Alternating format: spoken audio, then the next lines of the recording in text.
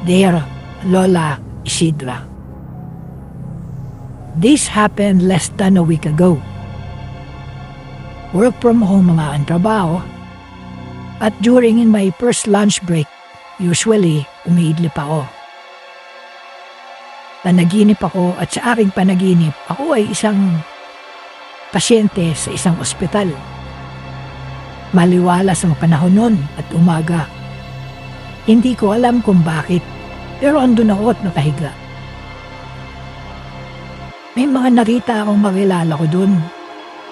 Yung isa nga suot niya pa yung damit na ginamit niya nung nag-perform kami sa isang concert. You know, typically dreams have weird stuff going on. Pero hindi ko pa nare-realize na nanaginip pala ako. Bago ako natulog, naalala ko ako ay naiihi. So doon sa aking panaginip ay naghahanap ako ng restroom. Bumangon ako sa isang hospital bed at nagpunta sa isang CR. Paglabas ko ng CR, parang biglang gumabi na hindi ko na malayan.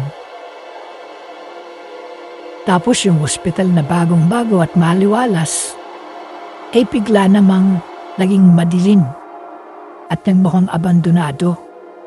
Habang papalakad ako sa isang hallway ng hospital, marami akong nakita na sira-sirang wheelchair at mga kagamitan ng ospital na nagkalat sa daan.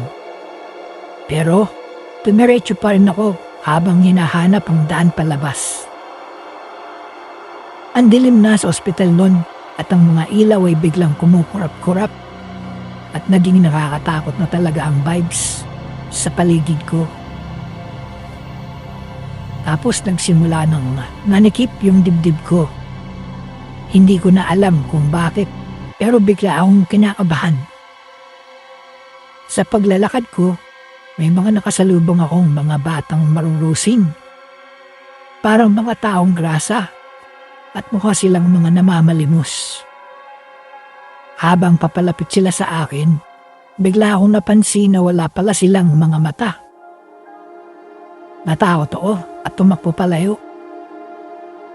Wala akong makitang bukas na pinto, kaya naisip ko na bumalik na lang sa CR.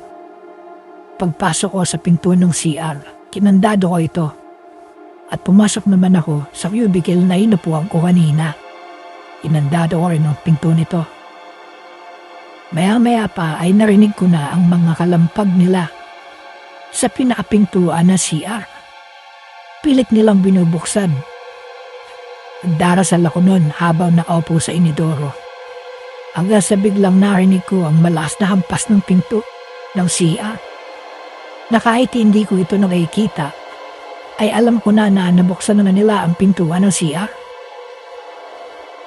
Kinabahan ako at takot na takot. Habang nakaupo ako sa bowl at nakayuko sa bandang baba ng pintuan ng cubicle, ay tumahimik ng ilang sandali. At bigla ako narinig na may maliliit na hakbang na para bang papalapit sa aking cubicle. Maya-maya pa ay nakita kong dumaan ng isang bata na marumi ang paa. Lumagpas lang siya sa cubicle ko. Nakayuko pa din ako habang nakahawak ang mga kamay ko sa aking bibig na pinipigilan na huwag makagawa ng ingay.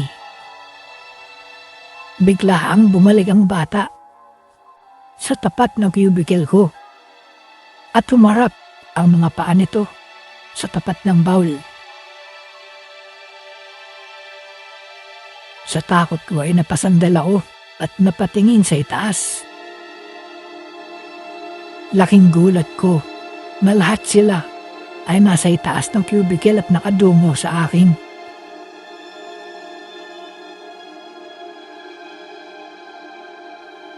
Nawalan ako ng malay.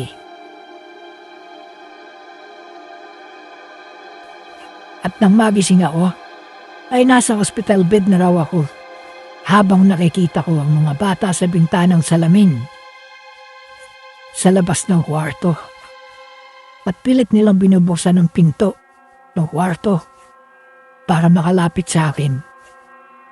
Habang nakahiga naman ako sa aking kama, nakaharap ako sa salaming bintana kaya nakikita ko ang ginagawa nilang pagpuwersa sa pinto. Pinipilit kong gumalaw pero hindi ko kaya. Parang naparalisado ang buong katawan ko. Ilang sandali pa ay parang mabubuksan na nila ang pintuan ng kwarto. Wala akong maisip na plano para maagalaw, kundi kagatin ang daliri ko sa kamay dahil nararamdaman ko na ako ay binabangungot lang. Kailangan ko nang magising dahil baka atakihin ako sa puso sa mga nakikita ko at nangyayari sa paligid ko. Pinilit kong paggalawin ang aking kaliwang kamay at dahan-dahan kong inilapit sa aking bibig para maagat ko ito at magising na. Hirap na hirap ako dahil sobrang bigat ng katawan kong paralisado. Pero pinilit kong itodo ang lakas ko para maabot ko ang aking daliri nang biglang bumukas ang pinto. At lumalapit ang mga bata sa kama ko. Malapit ko nang maabot ang isa kong daliri. At nung saktong isang dipa na lang ang lapit ng mga bata sa aking kama,